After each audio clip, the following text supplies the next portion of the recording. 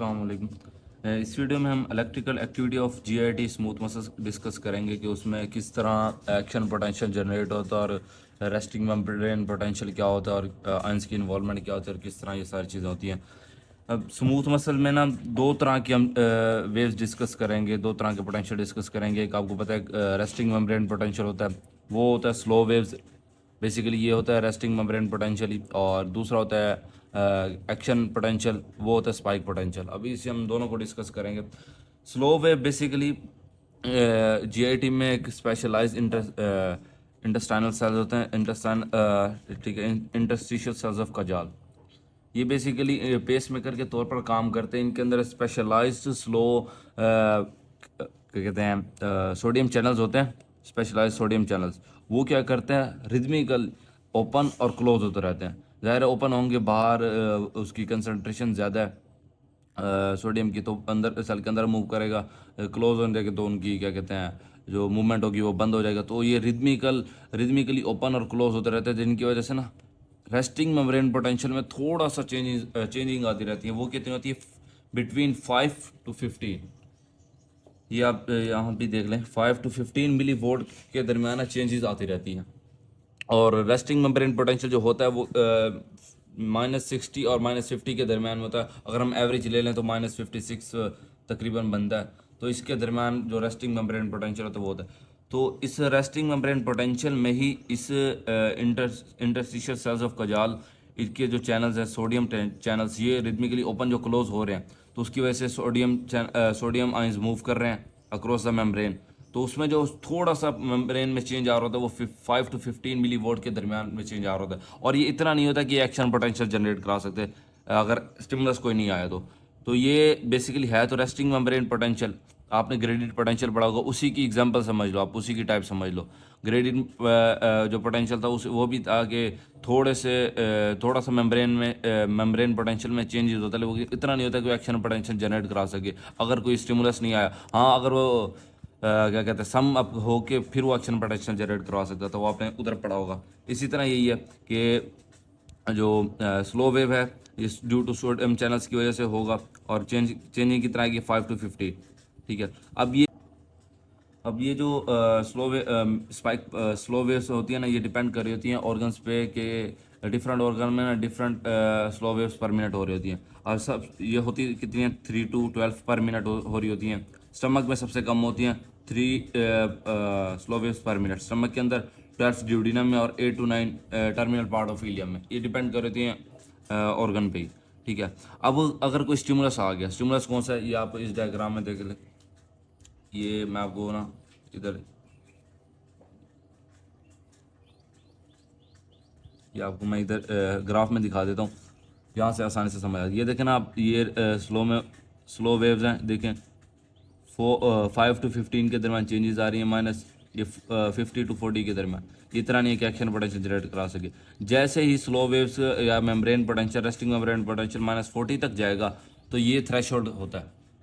अब आपने ये भी पढ़ा होगा थ्रेशोल्ड लेवल क्या होता है, कि जब इस लेवल पे पहुंचेगा तो ऑटोमेटिकली एक्शन पोटेंशियल जनरेट होगा। तो वो कब होगा, जब कोई स्टिमुलस आएगा। अब 3 तरह का स्टिमुलस हो सकता है। एक, या कोई स्ट्रेच, हमें पता है इसके अंदर स्ट्रेच रिसेप्टर होता है, वो डिटेक्ट करते हैं एक्शन पोटेंशियल जनरेट होता है, ये स्ट्रेच रिसेप्टर्स होंगे, स्ट्रेच की वजह से होगा। दूसरा एसिटाइल कोलिन या पैरासिम्पैथेटिक एक्टिविटी। इन 3 स्टिमुलस की वजह से क्या होगा कि ये स्लो वेव जो रेस्टिंग मेम्ब्रेन पोटेंशियल था, ये पहुंच जाएगा स्लो वेव्स या रेस्टिंग मेम्ब्रेन पोटेंशियल की बात है, ये -40 तक। जैसे -40 तक पहुंचेगा तो इसकी स्पाइक पोटेंशियल यानी कि एक्शन पोटेंशियल जनरेट होगा। और ये स्पाइक पोटेंशियल ही बेसिकली ट्रू एक्शन पोटेंशियल है, ना कि स्लो वेव। स्लो वेव है ये रेस्टिंग मेम्ब्रेन पोटेंशियल, उसी में चेंजेस आ रही हैं। बस आपने ये बात याद रखनी है। अब जितनी ज़्यादा इसकी फ्रीक्वेंसी होगी, जितनी ज़्यादा स्लो वेव्स हो रही होंगी, तो ऑटोमेटिकली स्पाइक पोटेंशियल की फ्रीक्वेंसी भी उतनी ज़्यादा होगी। आपने ये बात याद रखनी है कि वो भी डिपेंड कर रहा होता है। ये बेसिकली होती है 1 to 10 स्पाइक्स पर सेकंड। ठीक है, 1 to 10 स्पाइक्स पर सेकंड। ये डिपेंड कर रही है तो स्लो वेव्स पे, जितनी ज़्यादा वो होगी और उसकी वजह से होगा। अब जैसे ही स्टिमुलस आया ये इन 3 स्टिमुलस की, तो इधर सोडियम और कैल्शियम चैनल्स होते हैं। हमने पहले भी जब आपने पढ़ा होगा कि जो एक्शन पोटेंशियल जनरेट होता है और स्मूथ मसल की कंट्रैक्शन होती है, वो कैल्शियम आयन के वजह से होती है। जैसे ही अब स्पाइक पोटेंशियल यानी कि एक्शन पोटेंशियल जनरेट होगा, स्लो सोडियम और कैल्शियम चैनल्स ओपन होंगे, तो वो ओपन होंगे तो ज़ाहिर ऑटोमेटिकली इंट्रा सेल में मूव करेंगे, के बाहर से सेल अंदर मूव करेंगे सोडियम और कैल्शियम चैनल। जब अंदर आ जाएंगे तो ऑटोमेटिकली क्या होगा, डीपोलराइजेशन होगी। और रिपोलराइजेशन सेम वही थी जो आपने पहले भी पढ़ी थी कि calcium channel potassium channel open होंगे और पोटाशियम अंदर से बाहर मूव करेंगे तो रिपोलराइजेशन होगी। सिर्फ आपने इधर डीपोलराइजेशन का याद रखना कि हमने नॉर्मली उसका नर्व सेल्स का पढ़ा हुआ कि नर्व में सोडियम चैनल्स इन्वॉल्व होता है, लेकिन इधर सोडियम और कैल्शियम दोनों इन्वॉल्व है, मेनली कैल्शियम होता है। और आपने ये बात याद रखें, जैसे कैल्शियम अंदर आएगा डीपोलराइजेशन होगी और स्मूथ मसल की कंट्रैक्शन होती है। आपने कंट्रैक्शन पढ़ा तो इसमें कंट्रैक्शन में स्मूथ मसल की कैल्शियम का बहुत इंपॉर्टेंट रोल होता है। जब कैल्शियम अंदर आ जाएगा, आपने फिर उसके बाद ये पढ़ा था वो कंबाइंडिंग प्रोटीन के साथ रेक्ट बाइंड करेगा, फिर मायोसिन लाइट चेन काइनेज के साथ, और उसके बाद वो क्या कहते हैं वॉक अलोंग थ्योरी थी, वो आपने पढ़ी होगी कि किस तरह कंट्रैक्शन होती है, ये कैल्शियम की वजह से ही होती है। अब एक होती है टोनिक कंट्रैक्शन, वो क्या होती है?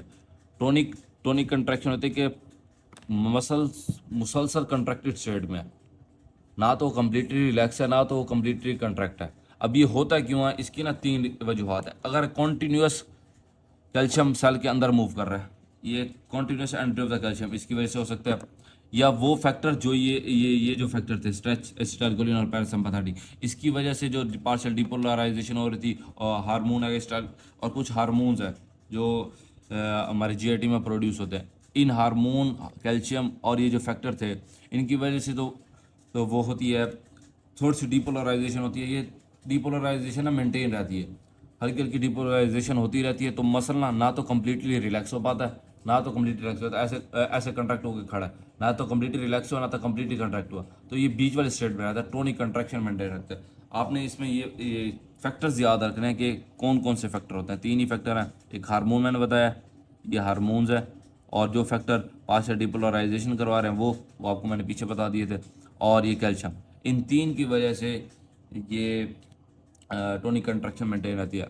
अब आप लेक्चर की पूरी समरी देख लो कि स्लो वेव हमने इलेक्ट्रिकल एक्टिविटी पढ़ी है, एक तो स्लो वेव, दूसरी स्पाइक पोटेंशियल। स्लो वेव जो है रेस्टिंग मेम्ब्रेन पोटेंशियल, उसी में due to specialised sodium channels, उसकी वजह से जो उसमें चेंजेस आ रही हैं, आपने वो याद रखनी है। उसके बाद अगर कोई स्टिमुलस आ गया, स्ट्रेच एसिटाइलकोलिन पैरासिम्पैथेटिक, तो ऑटोमेटिकली सोडियम और कैल्शियम चैनल्स ओपन होंगे, डिपोलराइजेशन होगी और स्पाइक पोटेंशियल या एक्शन पोटेंशियल जनरेट हो जाएगा। ठीक है, अब ये spike potential action potential generate हुआ, ये किस पे डिपेंड कर रहा है? Frequency of slow wave. जितनी ज़्यादा फ्रीक्वेंसी ऑफ स्लो वेव्स होगी उतनी ज़्यादा इसकी फ्रीक्वेंसी होगी। ठीक है, और फिर आपने स्लो वेव्स का याद रखना कि उसकी फ्रीक्वेंसी कितनी है, वो ऑर्गन पे डिपेंड करिए, 3 to 12 होती है, वो आपने याद रखनी है। और जो फैक्टर्स हैं वो कौन से डिपोलराइज करा रहे हैं और रिपोलराइज करा, सॉरी मैं ये बता दूं कि जो डिपोलराइज करा थे वो तो हमने देख लिए, जो रिपोलराइज करा रहे हैं और हाइपर पोलराइज करा रहे हैं, जिस नोरेपिनेफ्रिन सिम्पैथेटिक स्टिमुलेशन में, ये हमें पता है कि सिम्पैथेटिक स्टिमुलेशन में जो इसकी इलेक्ट्रिकल एक्टिविटी होती है वो कम हो जाती है।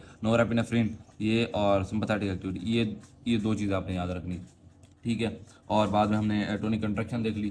तो ये सारी चीज़ें थी, ये आपने अच्छी तरह देख लेनी है, ये बहुत इंपॉर्टेंट है। Okay, thank you.